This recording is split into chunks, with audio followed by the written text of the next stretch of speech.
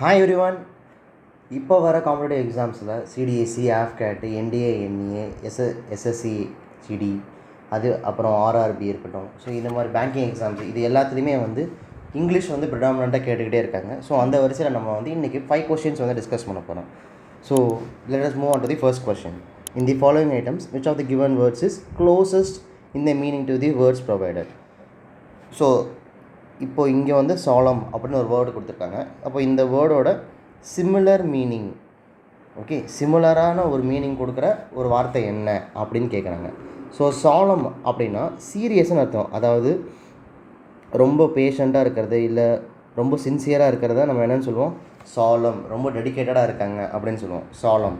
So சாலம் அப்படி அதுக்கான ரொம்ப சிமிலரான வார்த்தை என்ன அப்படின்னா serious. Okay. So the next question, each of the following items consists of a sentence followed by a 4 words or group of words at the antonym of the word. So வந்து என்ன கேட்குறாங்க, ஆண்டனிம்னா நம்ம என்னன்னு படிச்சிருக்கோம், ஆப்போசிட். ஓகே, ஆண்டனிம்னா என்ன, opposites. So இங்கே வந்து என்ன வார்த்தை கொடுத்துருக்காங்க, கண்டினியூ அப்படின்னு ஒரு வார்த்தை கொடுத்துருக்காங்க. ஸோ இந்த கண்டினியூவோட நேர் ஆப்போசிட் என்னவாக இருக்கும், கண்டினியூனா என்ன, நீ தொடர்ந்து பண்ணிக்கிட்டே இருங்க அப்படின்னு சொல்லுவாங்க பார்த்தீங்களா, கண்டினியூ பண்ணுங்கள், தொடரும் அப்படிங்கிறக்கும் பார்த்தியா. ஸோ அதுக்கு பேர் தான் கண்டினியூ. ஸோ கண்டினியூ நேர் ஆப்போசிட் என்ன, பண்ணாதீங்க, நிறுத்துங்க. கண்டினியூனா ஸ்டாப்பாக, அதோட நேர் ஆப்போசிட் என்னவாக இருக்கும், ஸ்டாப்பாக இருக்கும், இல்லைனா பாஸ் பண்ணுங்கள், நிறுத்துங்க அப்படின்னு அர்த்தம். So the answer is D, pass. And the next question, in the following question choose the alternative which best expresses the meaning of the given idiom or phrases. So to leave no stone unturned, to leave no stone unturnedங்கிறது என்ன அர்த்தம் அப்படின்னா, it is a இடியம். ஓகேவா, அதாவது எந்த ஒரு ஆப்பர்ச்சுனிட்டியும் நீங்கள் வந்து miss பண்ணக்கூடாது. எல்லா விதத்தையுமே நான் வந்து ஃபுல்லாக ட்ரை பண்ணியிருக்கணும், நான் எல்லா பாசிபிலிட்டிஸும் நான் வந்து ட்ரை பண்ணியிருக்கணும், நான் எல்லா ஆப்பர்ச்சுனிட்டிஸும் நான் யூஸ் பண்ணியிருக்கணும் அப்படிங்கிறத நம்ம என்ன பண்ணுவோம், டு லீவ் நோ ஸ்டோன் அன்டர்ன்டுன்னு சொல்கிறோம். ஓகேங்களா. ஸோ இதுக்கு நேரான மீனிங் கொடுக்குற வேர்டு என்ன அப்படின்னா, to try utmost. To try utmost is the right answer.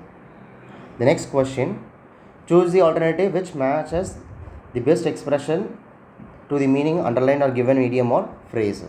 So join in அப்படின்னு ஒரு ஃப்ரேஸ் கொடுத்துருக்காங்க. ஸோ ஜாயின் இன் அப்படின்னா என்ன அர்த்தம் அப்படின்னா, வந்து கலந்துக்க, participate or to take part அப்படின்னு சொல்லலாம். So the option B is the right answer. So the last question, Riya and I went to the park, dash played on the wings. So இங்கே பார்த்துட்டிங்கன்னா ரியா அண்ட் ஐங்கிறது வந்துட்டு ஃபர்ஸ்ட் பர்சன் ப்ளூரல் சென்ஸ்னு சொல்லுவாங்க. ஓகேவா, first person plural sense. So இப்போ மறுபடியும் அவங்களே தான் வந்து செகண்ட் சென்டென்ஸில் வந்து அவங்கள மென்ஷன் பண்ணி என்ன பண்ணுறாங்க, பிளேட் ஆன் த ஸ்விங்ஸ்ன்னு வருவாங்க. ஸோ இப்போ அந்த தே, ஷீ, இட்டு அப்படின்னா நம்ம வந்து யூஸ் பண்ண முடியாது, கரெக்டுங்களா. ஸோ தே அப்படின்னா வந்து ஏற்கனவே சென்டென்ஸில் அவங்கள வந்து மென்ஷன் பண்ணலை, அவுட் சைடர்ஸாக மென்ஷன் பண்ணுவாங்க. ஸோ ஆப்வியஸாக தே வராது. ஷீன்னு வந்துட்டால் ரெண்டில் யாராச்சும் ஒருத்தரை மென்ஷன் பண்ணுற மாதிரி இருக்கும், அப்போ ஷீயும் வராது.